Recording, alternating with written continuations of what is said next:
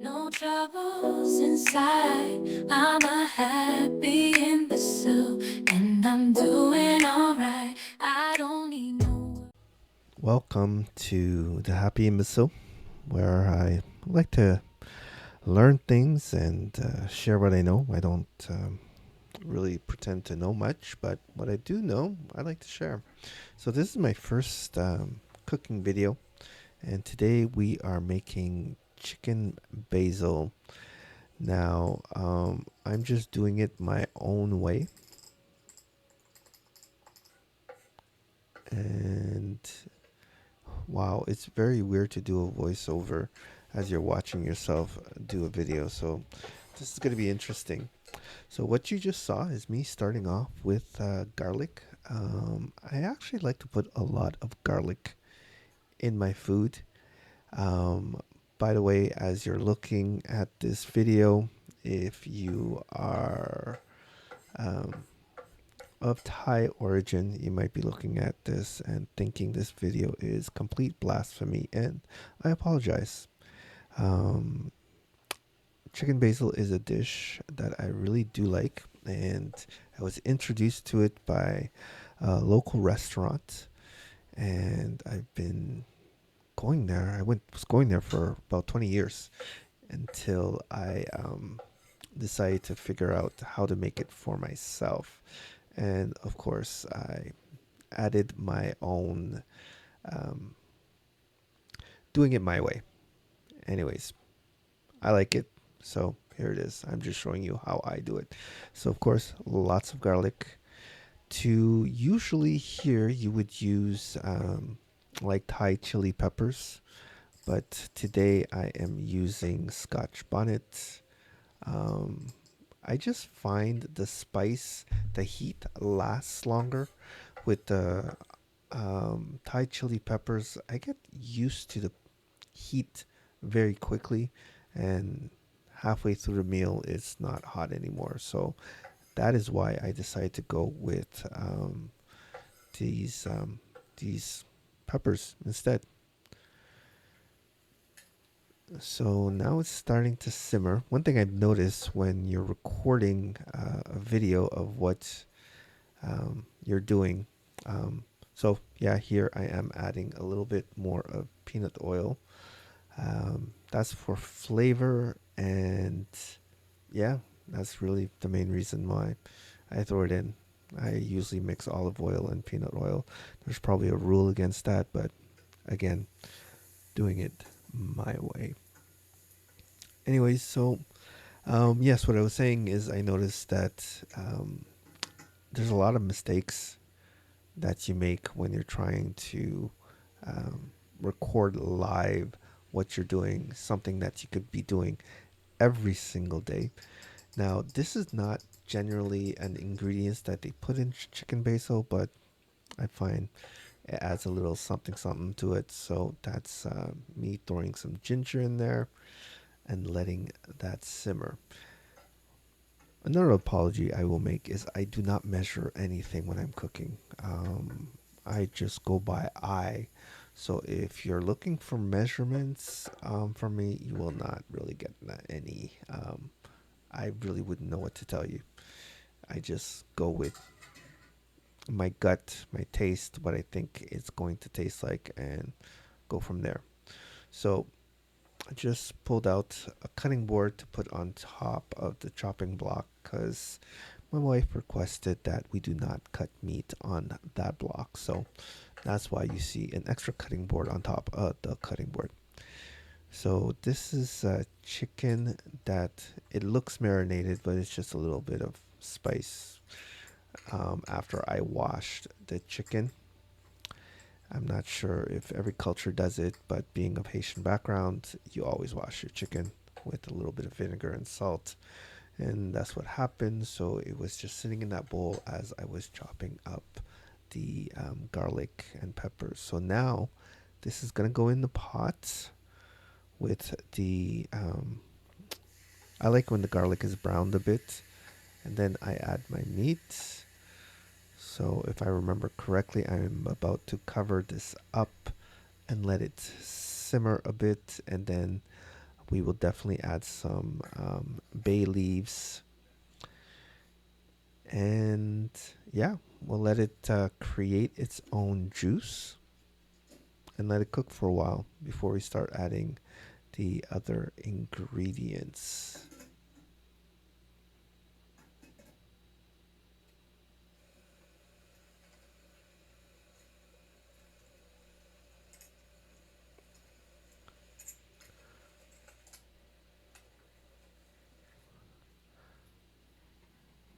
So now we're gonna mix this up a bit. See, it's starting to create its own juice, or gravy, or whatever you want to call it. But we keep that going. The other thing too, normally, traditionally, this would be cooked. Yeah, I need to make sure that that element wasn't on. That could have been a disaster. Anyways, normally this would be cooked in a wok, and they don't usually cover it when they make it. So what I'm doing here is I'm adding habanero powder, just because we like things very spicy in our household. Normally, I would add 3 or 4 Scotch bonnets, but I ran out, so that's why I'm substituting that with some habanero powder, which I actually use for chicken wings, because I like dry chicken wings out of the air fryer. But that's another topic for another day. So you can see that sauce is slowly building up, mixing in the habanero powder, and then we are going to divert course once again with another ingredient that I don't think I've ever seen in any videos. So there's a story behind this, and it's pretty simple. The Thai restaurant that inspired me to learn how to make this, I think, was using a secret ingredients. And the reason I say that is I followed the recipe closely online, and it's not limes, but when I finished the recipe and tasted it, it did not taste like it did at the restaurant. So I was trying to figure out what they did differently. And I tried different things. And one day, I don't know, I saw a video for something else that talked about lime leaves. And I'm like, let me try that. And I remember smelling it at the store. And I was like, I think that's the ingredient. And once I introduced the lime leaves, or some people call it kaffir, into the recipe, it tasted exactly, well, not exactly, but almost as good as it did at that restaurant. However, in my search for lime leaves recently, it's been very hard to find. No, none of the Asian markets have it in my area. So I was looking for a substitute, and online they said to just use, just grate the zest of the lime and use that instead. Now, is it as good as lime leaves? Not really. My wife says she doesn't taste the difference, but I can, and I do not think it's as good. But it's um, an adequate substitute to lime leaves. So that's why you see we are zesting the skin of a lemon. I mean lime here. So now we are going to add 4 more ingredients. And I apologize because I only noticed after that that measuring cup goes kind of off screen, so you don't see me pouring the different ingredients. Anyways, it is what it is. So first ingredients is going to be some brown sugar, and then it's going to be well, I'm going to add a little bit of boiling water just to dilute the brown sugar. Then after, it's these 3 ingredients that I've seen come together quite often in other Asian dishes, including the brown sugar, is not Asian dishes, sorry, Thai uh, dishes, where it is, I'm trying to remember before it comes on the screen. Um, soy sauce, fish sauce, as well as oyster sauce, which we will see shortly.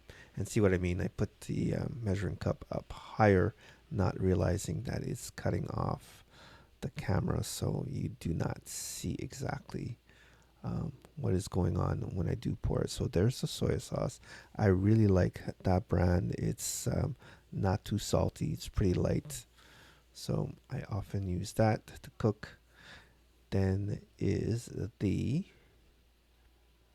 oh yes, I was finishing that bottle of oyster sauce, and the fish sauce should be next. This sauce is very hard to find, but it's my favorite fish sauce. It's not overpowering, it's not too salty. So there's the boiling water that I just added. Once again, I don't really measure, but I know the original recipe calls for equal parts of all your sauces, which I do not do. I do, I'd say I put my oyster sauce, and the amount of oyster sauce that I would put half of that when it came to the soy sauce and the fish sauce, because they're very salty to begin with, and I feel you don't really need that much. I find the meal still comes out pretty salty. This, as for the sauce, a little goes a long way on the white rice. And I will when I plate it at the end, you will see there's not like a lot of sauce on the rice. That's how we like to do it. We find it tastes good, and everybody I've had over and tasted the dish liked it. The only complaint I've ever had once we went to cottage with my cousins and I made this meal, and one of my cousins found that I had put a little too much lime leaves. So that is the only complaint I ever got on this dish. Oh, and aside from people who can't take spiciness, saying that it's too spicy, but I don't see that as a complaint. I just see that as a preference. Anyway, so there I am mixing the sauce, and then I'm going to pour it over the chicken that is cooking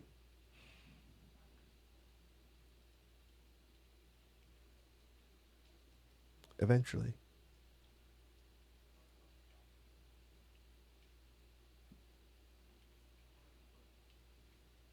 Oh, I see what happened. Yes, I was finishing that bottle, so um, I don't like to waste things, so I just added a little bit of hot water, shook it up to get the rest of that um, oyster sauce. So there you go. We just added that in, and we're just gonna let that heat up and simmer, and we're going to work on the final piece of the recipe.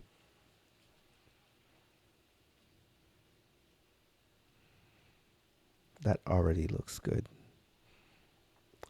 I remember it smelling good. All right, so now we're going to work on the basil. So, genuinely, you will put a lot of basil. I really appreciate the Asian market that I go to, because that many basil were in Canada. So, this much would cost me around $4 or $5. Whereas there's some other Asian markets, I would get like 4 or 5 branches, like that much that I just pulled out there would end up costing me a good $5 just for that little bit. And for chicken basil, you need quite a lot of basil, um, or else, quite frankly, it's just, yeah, you lose the whole point of the recipe. It's called chicken basil for a reason. So I like to take out as much of the stems as I can. Then I will um, spray it down, just kind of wash it to clean it, and then chop it up and then put it into the mix, which is what you see me doing right now. Well, you won't see me wash it because the sink is off camera, but yeah, there we go.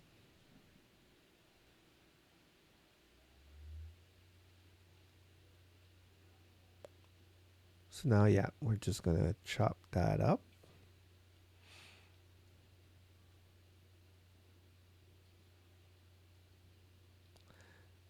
and just add that into our mix.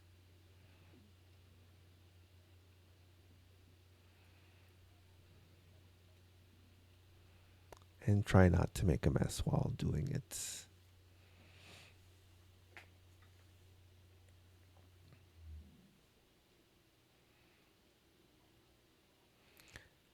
And quite frankly, that's pretty much the recipe. Well, that's if you want to know the traditional, the original recipe, the way it was meant to be done. And I hope I'm pronouncing this properly, but the original name for this recipe is Pad Kaprow, I believe, or you can just look up Thai chicken basil. Um, and you can see the traditional way to make this recipe, which, as I said, there's some ingredients that they do not use. They do not use as much garlic as I put in. They do not use Scotch bonnet peppers. It is actually Thai chili peppers that are used instead. I don't remember any recipes using ginger. Also, they use a wok. They do not use olive oil. Um, Apparently, that's blasphemy, but that's okay. And I've seen a couple recipes with bay leaves. I haven't seen any with whatchamacallit, lime leaves. So at the end of the day, is how you want to make it based on your taste. Because even some Haitian dishes, I remember my mom making and seeing how she's done it, and that's how I do it. And then when I look up the recipe online, it is totally not the same thing. Like the core of it is the same, but at the end of the day, it's not the same thing. So I'm sure it's like that with many cultures where there's just little differences. And I just had a thought. This is not Italian basil. When you're looking for the basil, if you're planning on making this dish, it's actually a Thai basil. That's what you would have to ask for and look for. It is a completely different taste. So please, well, after everything I just said, I can't tell you not to make it with Italian basil, but trust me, it's a completely different dish. It will not taste the same. And there it is. Plated. We had it a couple of days ago, and it was absolutely delicious. Thank you for watching.